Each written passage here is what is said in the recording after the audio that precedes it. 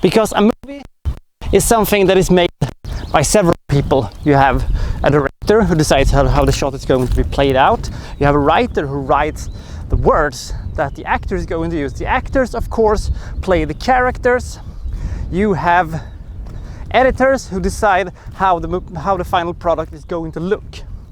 You have costume designers, you have hairstylists, you have makeup, you have lighting crew, you have best boy grip, whatever they do.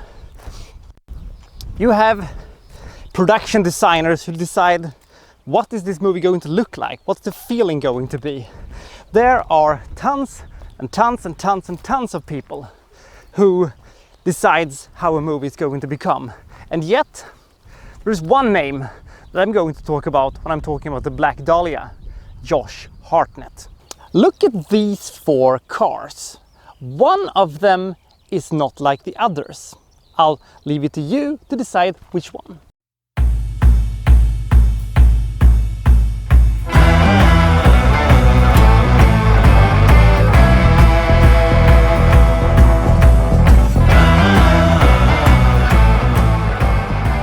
This movie is based on the actual Black Dahlia murder case, a famous murder case back in 1946. An event that shook California when it happened, when a young girl was found murdered in a most gruesome and terrible way.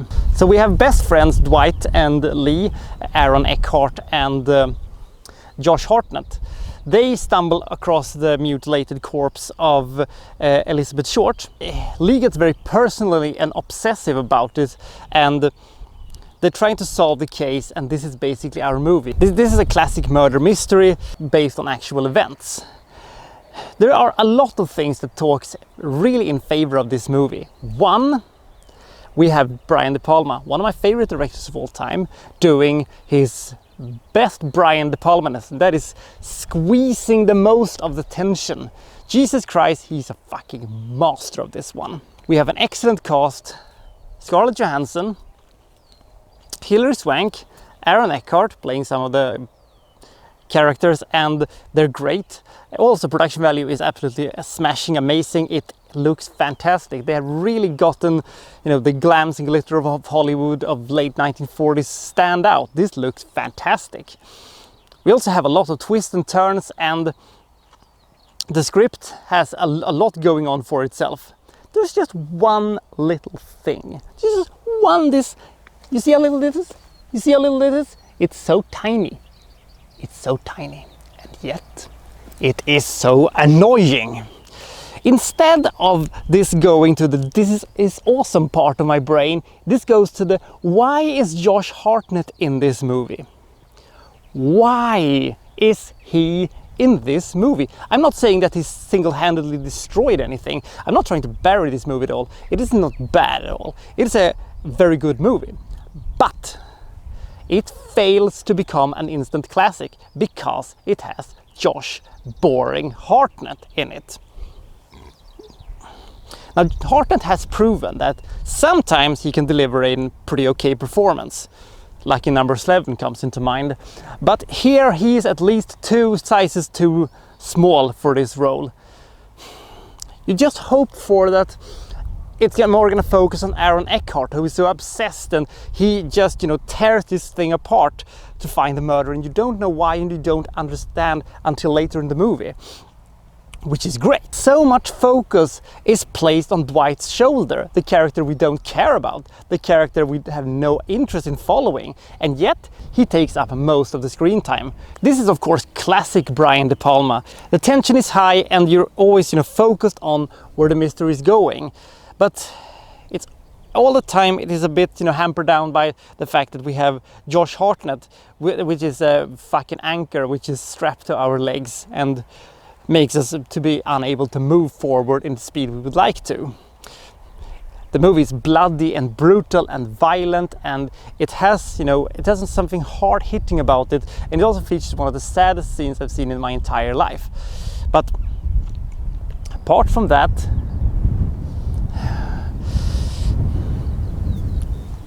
I just come back to the fact that I don't like Josh Hartnett. And also it should be mentioned that some scenes, although great shot and great directed, seem not to go anywhere and seem not to matter that much. Maybe it is the fact that Brian De Palma was obsessed over his mother's murder, that he sort of incorporates things about that into the script. I've heard about this one. I don't know that much about this side of the script. I don't know even if it is true.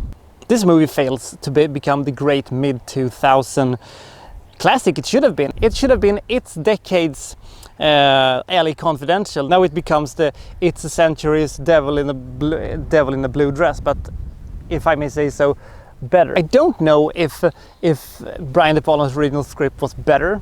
It still would have featured Josh Hartnett, but it was a more faithful adaptation apparently of James Ellroy's original book, which I haven't read. If you haven't seen this one, I would still recommend you to see it, because it is a good movie. It's a fascinating movie, even though it doesn't tell the whole story or even the true story of the Black Dahlia murder. Because the fact that they have made an entirely new ending probably is gonna irk somebody and please somebody. For me, it was okay. I kind of like it. But if you like these sort of 40s detective stories, I think you're gonna like it. However, if you have problems with Josh Hartnett or having problems with this genre, it's not gonna turn you around or anything. It's not a game changer.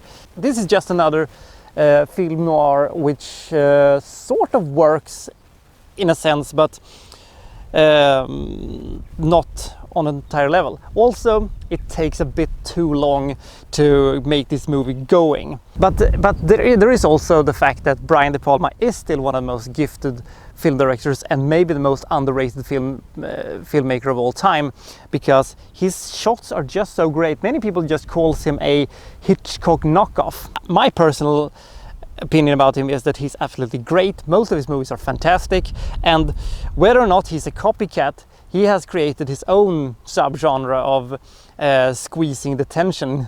If you like his movies and haven't seen it, you owe it to yourself to see it. It's very good. But imagine what it could have been. Maybe if you would have had somebody like Leonardo DiCaprio or something like that instead of Josh Hartnett, this would have been fucking great. I don't know, maybe switch them around, have Aaron Eckhart be Dwight and Josh Hartnett be Lee. I don't know if it would have solved that much, but we still would have had Josh Hartnett in a slightly smaller role, but there you go. So have you seen the Black Dahlia? Did you enjoy it? Did you like it? Would you have preferred the 3-hour version that was the final cut of it? Would you have preferred David Fincher, who was apparently set to direct first? Would that have made the movie better? Or would it have made it just as good? Or maybe even worse? I don't know. Unfortunately, this is not as good of a movie as it should have been. I'm giving it 65. I just can't get enough of spring, man. Till next time, this is Wikstrand signing out.